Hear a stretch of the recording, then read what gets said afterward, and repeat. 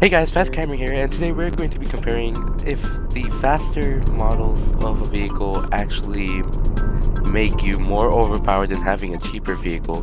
Now, for today's comparison, we're going to have a beautiful M440i over here, and as you can see, this car is pretty expensive, requires a Gamepass, and against it, we're going to have a cheap car which requires no Gamepass, and we're going to be tweaking that car and seeing how close we could get it to the M440i to prove that we don't need Gamepasses or expensive cars in Greenville to actually do well. Now, for this experiment, we're going to have two sections. One is going to be drag racing, one is going to be track races, and there's going to be a little disclaimer. If you do plan on using my settings, make sure you have the premium customization Game Pass. Although the car itself don't require a Game Pass, you need the premium customization Game Pass for the suspension, stiffness, and everything else I'll be tweaking on the car. And with that being said, let's get right into the video. Now, we're going to be looking for a cheap car that is under 20 grand and no Game Pass. So we're just going to adjust the filters real quick, make sure it's no Game Pass. And we're actually going to go ahead and check out what cars we could get for no Game Pass and as cheap as possible. Let's see if we could actually make this a track car. See, this is no Game Pass. We actually might be able to make this a track car, guys. All-wheel drive. This is no Game Pass, but it's $28,000. So that's a little over our budget, but let's see if we could go to like 23T. Let's see, which one is faster? This one goes 121 with a 127 horsepower. This one has 150 horsepower at 126 miles per hour. Now, before anything, we're going to go ahead and test out the M440i, and this is going to be the time we're going to be comparing all the setups of the car that we bought for. So this is going to be like the base. This is what we're going to be trying to beat with that car we just bought. Now, just a disclaimer, obviously we can't beat this because this car got 400 horsepower and I got a slight tune to it. So because of that, this car may actually beat the other car. Well, it's definitely gonna beat it, but let's see.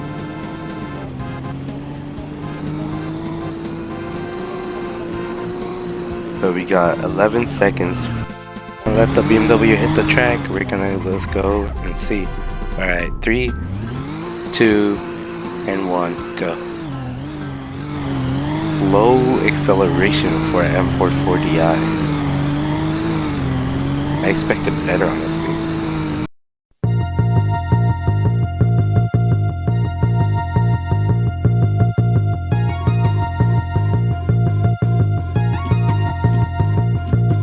A minute and 8 seconds on this car.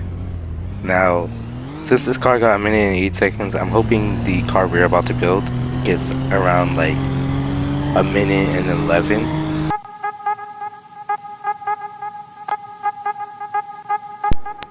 First of all, you guys would probably slam the car. I'm not going to do that because if we're going to take it on the track, slamming the car will be the worst idea because I will have horrible understeering. So we're just going to keep the car at its current height. Now, stiffness. For the drag race, we're going to actually need lower stiffness. Maybe that would make the car faster. And for the back, we're going to put maybe drift tires, honestly. Because this car is really underpowered. I would doubt this car would spin out. Front tires, we're going to have track. We're going to have stiffness high. Steering angle, we're going to need a little bit more steering angle. We're going to have 45 degrees of steering angle. Now, with this, I think we should do good enough. So let's go test out this first build. We're about to start this first build right now in 3, 2, 1, go. Now we're off to a very slow start, but for the track, I have really high hopes that we're gonna get.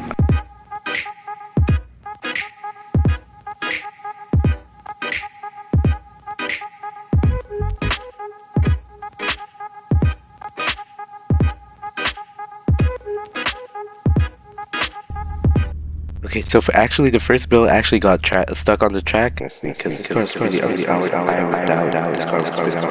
And we got stuck at way over the time we got on the BMW, so we're just gonna stop it here. This first build for the track has officially failed.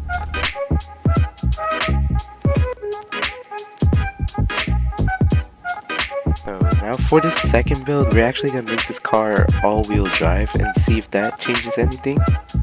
We're going to keep the front tires track. Now we're gonna make the back actually racing slicks, and we're gonna actually get traction control. Now we're gonna keep this at its 50s, and we're maybe going to actually adjust the suspension a little bit. Maybe if we raise it slightly, it'll actually do better on the track, I'm hoping. And let's just keep this configurations and let's test it out. Now for this configurations, we're actually gonna try out the drag race first before we go to the track. And because last drag race actually surprised me, I thought it would do really bad, but it actually did really good. So let's just try it out. Let's see how well this car does. Now compared to the last time, this car may feel a little better right now. Actually, I'm not sure. It may be slower, I don't know, but it feels way faster than last time to me. We got 16.8. Well, that's impressive. That's actually impressive. Taking this thing to the track actually scares me because of last race, but hey, new things, we have to try out new things. So we're actually going to try it out from here. We're going to start from here, and we're going to go in 3, 2, 1, go. So we're off to a decent start. Obviously the acceleration is not as fast as the BMW, but hopefully the handling this time is going to be way better than last time.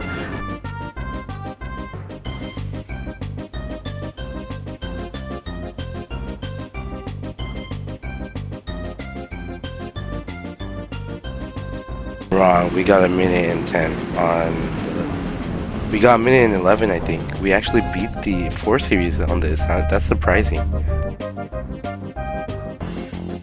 For the final configuration, we actually want it to be better on the drag race, while also maintaining its ground on the track race.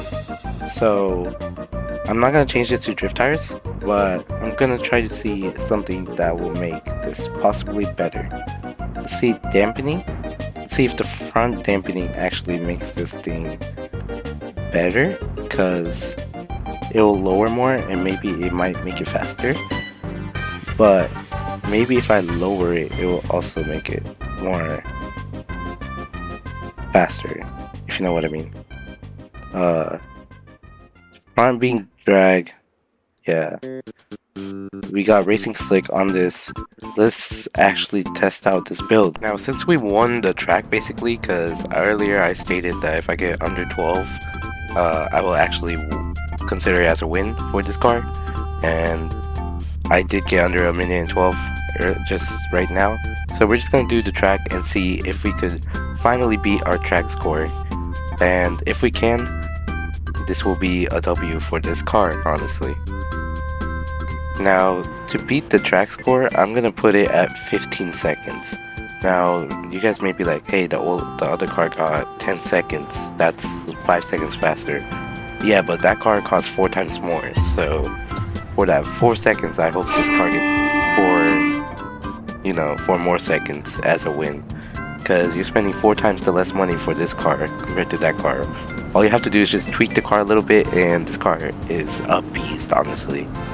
I haven't realized how much of a beast this car is, but there we go. We got worse actually. We got 17.049, which is crazy. Maybe it's because I launched a little late, but we're gonna be fair. We're gonna count that as this configuration. So yeah, let's go into the outro. Now the question comes to, was the more expensive car better than the cheaper car?